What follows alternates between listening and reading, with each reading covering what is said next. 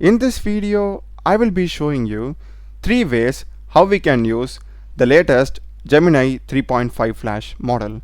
So let's get started. So first, let's begin with the Gemini AI app. Just come into the home interface, and here we will be having a place to change the model.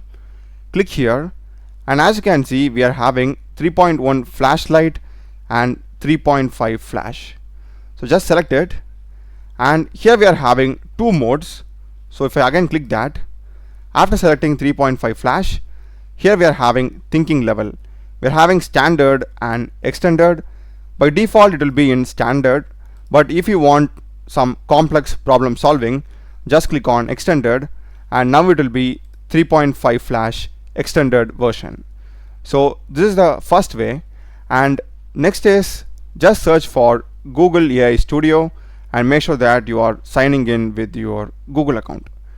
After coming inside the Google AI Studio, here to the right, just click the model name and click on Gemini, and if you scroll up, as you can see, we are having the Gemini 3.5 flash. You can simply select that and start using it over here. And if you want to build something, to the left we'll be having build. Click on apps and click on this plus create new app. Just go here, and if you click on settings, as you can see, we are having the Gemini 3.5 flash over here. So if you want to build something, you can just build it over here. This is the second way. And next, I hope you will be having the Antigravity IDE.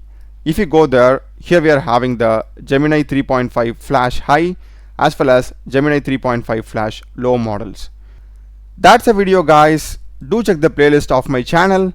Done a lot of videos in programming and AI tools. Subscribe me. Thanks for watching.